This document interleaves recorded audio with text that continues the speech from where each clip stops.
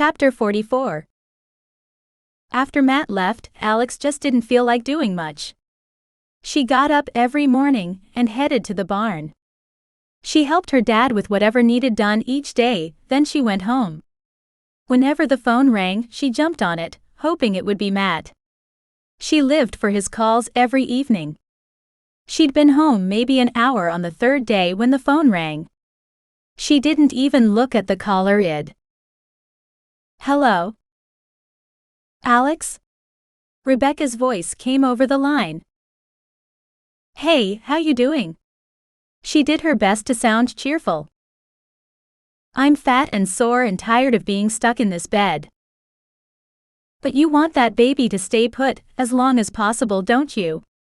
You want a healthy little one, right?" Rebecca sighed. "You're right, I do." She paused a moment. "How are you doing since Matt left?" "I'm getting by." "Is that so? Is that why you haven't been by to see me in a week?" Alex felt guilty. She'd been so focused on herself and her own misery, she had forgotten that others had trials too. "I've been busy helping Dad too. But I'll come by tomorrow after we get done." "I look forward to it. I've had several people come by, but I've missed you. I know you can't be having the easiest time with Matt being gone, all the more reason to lean on your friends. You're going through enough without me unloading on you," Alex said.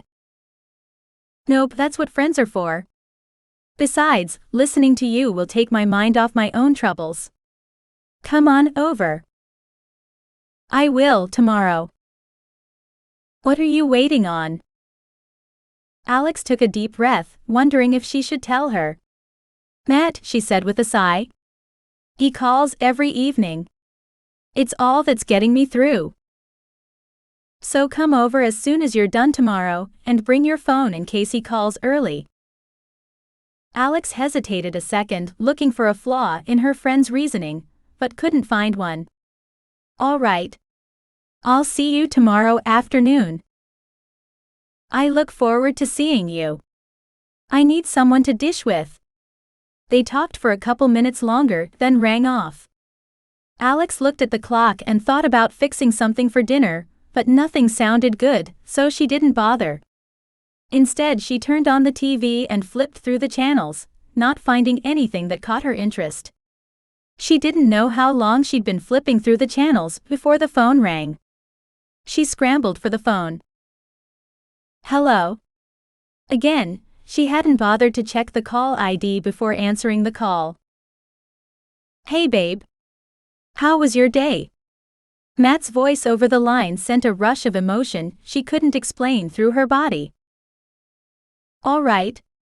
She didn't tell him how often she thought about him, how often she wished he were still here. They talked for over an hour, telling each other about their days and not really saying much at all. When there was nothing more to say, they stayed on the line even longer. When they finally gave up and hung up, Alex curled up on her bed and cried. She didn't know if she could handle a month or two of this. But there wasn't really any other option, so she'd do it. No matter how hard. She finished with her dad the next afternoon, made sure her phone was charged, and headed over to the Khan's house as promised. She sat for a minute in the driveway, steeling herself for facing the people inside. It wasn't that she dreaded seeing them, but she didn't want them to see how she was really feeling. Rebecca had enough issues of her own. Alex didn't want to add concern for her emotional state to her concerns. Knowing they would have heard her pull in, she got out and headed inside. Nick opened the door before she had a chance to knock. "She's been waiting for you," he said as she stepped inside. "I'm sorry it's taken me so long to come by. I'll go talk to her." "She's still in bed?" "She is, much to her displeasure." "I can hear you." Rebecca's voice rang down the hallway. "Come talk to me, girl."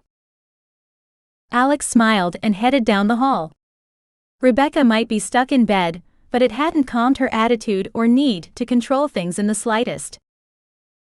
Hey! She peeked into the bedroom to find Rebecca propped up on the bed, with several pillows piled behind her. JV sat cross-legged on the foot of the other side. "What are the two of you up to?" she asked as she stepped into the room. Turning the chair beside the bed so she could look at both women, she sat down. "Waiting for you," Rebecca said. "I've been waiting for you to show up since he left. It's hard to dish when he's around, but now you can spill," JV said from her spot on the foot of the bed. "How are things between you? Are they working out like you hoped?" Alex took a deep breath and blew it out slowly. "Better than I dared to hope. He's gotten permission from both Nick and his con to move down here. Now he's working on getting everything packed and all the business up there taken care of." "Is he moving in with you?" JV asked. "How long till he's here full-time?" Rebecca questioned at the same time. "Yes, he'd moving in with me. As soon as he can manage it, probably a month, maybe 2 or 3. I hope not more." "How are you doing with him gone?" JV tilted her head to one side and watched her. "I'm okay. I keep busy or try to." "But you've not managed to come see me in days." Rebecca stuck out her lower lip in a mock pout. Alex laughed. "Well, I've kinda been feeling sorry for myself since Matt left. I might have been hiding in the house waiting for him to call." "Has he called?" JV wanted to know. "He calls every night." "What do you talk about?" His sister was more than just curious, she was being nosy too, but Alex got it. JV was trying to figure out at least part of Matt's state of mind. "Everything and nothing." JV frowned. "I'm serious. We tell each other what we've done that day, talk about a lot of nothing for as long as we can justify being on the phone." They talked for more than an hour, going over what was new and clan happenings. "There's nothing new with me, I'm stuck in this bed day in and day out.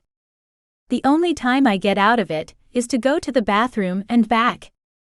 Rebecca grumbled. "But that's good right now.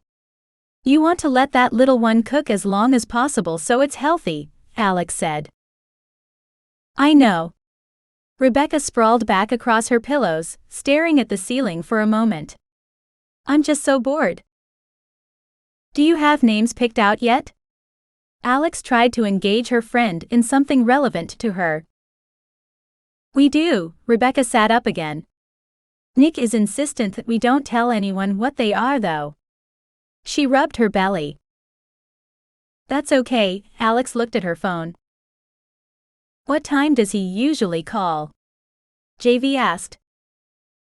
Alex looked up, embarrassed that she'd been caught, and that JV knew what she'd been thinking. "Between 6 and 7 usually." JV twisted around to look at the clock on a dresser behind her. "Oh, you have plenty of time. It's not even 5. She felt her face heat again. "I know, I'm just impatient." JV and Rebecca both laughed and shook their heads.